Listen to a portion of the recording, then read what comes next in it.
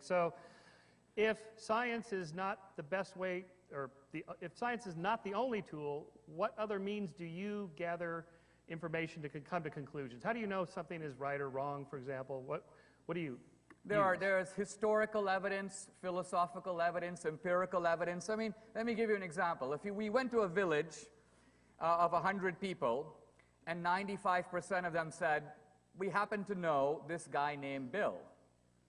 And there were 5 guys, of which 3 of them said, we've never heard of Bill, and 2 of them said, there's no Bill. There's no such person. We think the other 95 people made him up. They're hallucinating. We'd have to ask as outsiders, what's more likely? That the 95% of people are hallucinating, or that the other 5 guys just don't know Bill?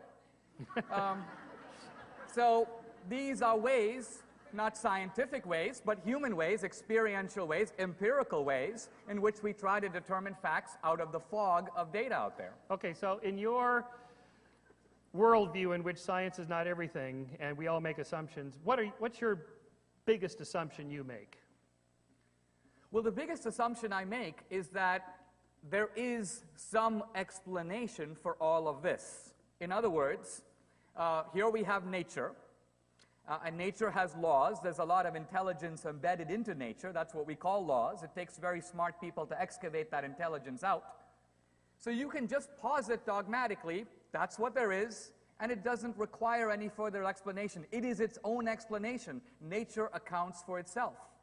Do you think it's possible? Do you think it's possible? Trying to finish. Okay.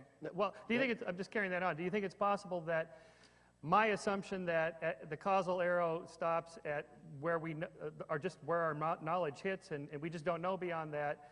That your assumption that there is one more step beyond that called God is an assumption that's not testable or even provable.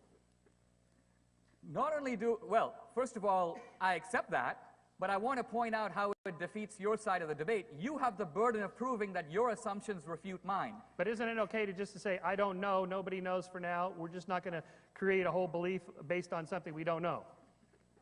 Well, your earlier statement I agree with. We don't know. Obviously, if we're talking about the original cause of the universe, what comes after death, I am as agnostic about that as you are on the basis of reason alone. Yes, your conclusion doesn't follow from your premise.